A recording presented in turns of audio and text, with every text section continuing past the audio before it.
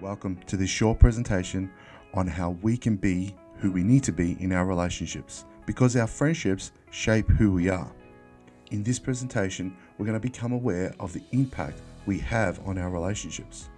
We're going to cover the different things we bring to our friendships that we are unaware of, identify the impact of aggressive and avoidance in our relationships, and who we are choosing to be in our relationships. We don't have to be friends with everyone. So what does that even mean? Being popular isn't as important as feeling happy. We don't have to be friends with everyone. That's okay, because sometimes we don't have things in common with some people. What we will focus on here is how we are going to present ourselves rather than making friends with everyone. How we present ourselves is the key to making friends, because we must remain respectful of our own values and boundaries and those of others. Who our friends are is a direct reflection of how we are presenting ourselves to the world. We get pulled towards people who present the same way we present because we see safety in likeness. So choose wisely. We need to answer some questions before we move forward. We need to reflect and gain clarity on who we are going to be in our relationships. So what do we want our relationships to look like? What do we want to give? And what do we want to receive? What we give, we must be prepared to receive. So as an example, if you lie and betray your friends, that's what you're going to receive more and more of. If you praise and empower, you're going to receive more and more of that praise and empowerment from other people and from those around you. So who are we being in our relationships, and how do we know what the impact is? So let's have a look at our impact in our relationships from two very, very important standpoints. And these two standpoints essentially is how we go about doing our anxiety and how we can experience it. So the first one is aggressiveness, where we externalize everything. And what that means is that we point everything outwardly, so we see our feelings on the outside. We take from avoidant people. They fill empty space because generally they're louder, more dominant, and more uncomfortable with silence. They're generally unaware of how they make others feel and don't always pick up on the social cues of others. And in general, they unintentionally overstep the boundaries of others. So let's have a look at the other side of the coin, avoidant people.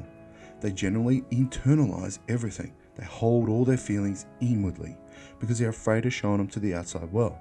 They're normally very shy, slow to warm up to others, and generally lack trust in themselves, which generally comes across as having lack of trust in others. Negative self-talk, sometimes feel that they don't belong, sometimes feel misunderstood, and lack awareness of the impact their avoidance has on others. Generally want others to meet them where they're at. So which one's better to be, aggressive or avoidant? Neither is good or bad, they just are. They're strategies we form to navigate our relationships, because essentially you could do both. We build our strategies based on three main reasons: safety, upbringing, experience.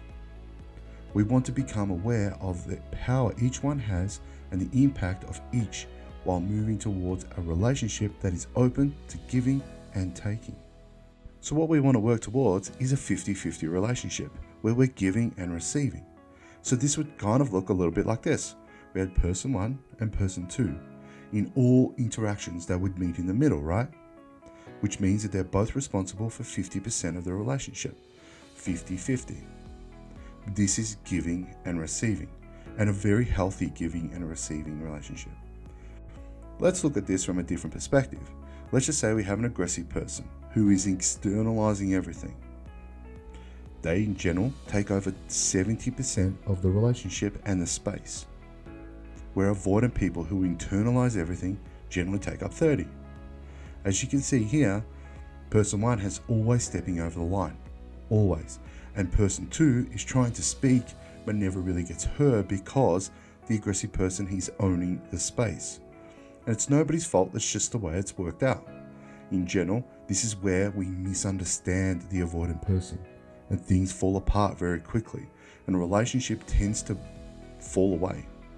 So what if we have two avoidant people hanging out in a friendship? Both of them giving 30%, to the relationship and both asking the same questions from each other. Can you come to me? Because they're internalizing everything, they're sitting there saying, hey, this person doesn't like me, this person doesn't love me, this person doesn't want me to be his friend or their friend. Why won't they be my friend? Inside that space, when we have both people giving 30%, is loneliness. That big space between the two is a massive loneliness, where both parties feel like they're disconnected from each other, and where both parties is asking, can you come to me? Can you be my friend? Makes it really difficult when neither of them are prepared or have the courage to be able to step over the line. So what if we have two aggressive people in a friendship, where both of them are doing 70% and both of them are stepping over the line all the time? We see this a lot in school, especially because we have this space, and this space is where conflict lives. Massive amounts of conflict. And so we have both parties stepping over the line and both parties sitting there saying, hey, I want the space. No, I want the space. Now hang on, we should do it my way. No, I want to do it my way. And both people just clash all the time, which isn't essentially a 50-50 relationship, because both people are trying to have control. When we have two people trying to force their way into control, we always have conflict, always. So we're trying to work towards this, a 50-50 relationship where both parties are open to giving and both parties are open to receiving. So how can we move towards a 50-50 relationship where both people can contribute to giving and receiving? We must become aware of our styles. So let's just say we're an aggressive person. We need to slow down for avoidant people. Allow time and space for avoidant people to feel comfortable to contribute, because ultimately that's what anybody wants to do, is contribute to their relationships. Resist the thrill to feel the silence.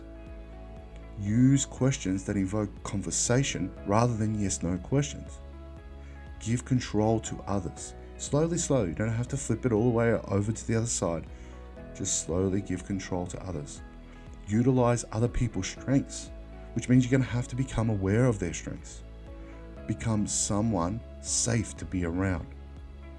Collaborate with others. And understand people have boundaries that you're probably going to overstep, and you need to take a step back and take ownership for. If we're avoidant people that internalize everything, we need to find someone who you can trust to gain perspective rather than overanalyzing everything. Recognize when you're asking others to give more than their 50%, and then step up slowly. Don't have to flip it. Just like aggressive people, you don't have to flip everything, just start slowly. Experiment with trust. Slowly build strength in expressing when others have overstepped your boundaries. Be your own best friend. What advice would you give someone who experiences what you do? And then do that. Because if you're quite comfortable giving the advice out to somebody, you need to live it first. Be kind to yourself. Be aware that not everyone is deliberately trying to upset you. And that's a big key to understand, because some people just are completely unaware. Like, let's say you had an aggressive person, they're completely unaware that they've overstepped their boundary. So you need to understand that they're not deliberately trying to upset you all the time. Now that we've discussed our role in our interactions with our friends, let's take a quick look at the biggest factor in making our relationship strong and trustworthy. It all starts with communication. When we are able to communicate well, we feel heard. We are also able to learn what boundaries, standards, and expectations our friends have of us and what we have of them.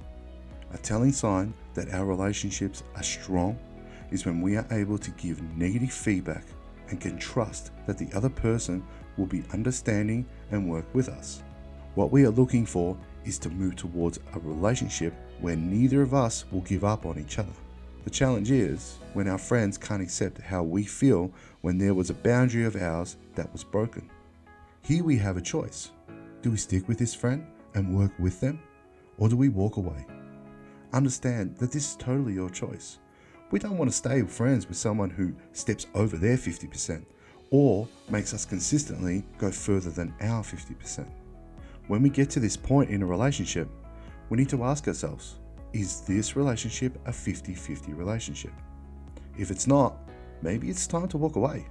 However, if it is, maybe we need to think about how we will repair the relationship. Once again, the choice is yours. Do we want a 50-50 relationship where there's love and respect, where we're able to give and receive? Or do we want a painful relationship that is full of drama, full of angst, and full of anxiety? That choice is yours. Thank you so much for watching this presentation. My hope is that you now have a better understanding of your impact on your relationships. Take care.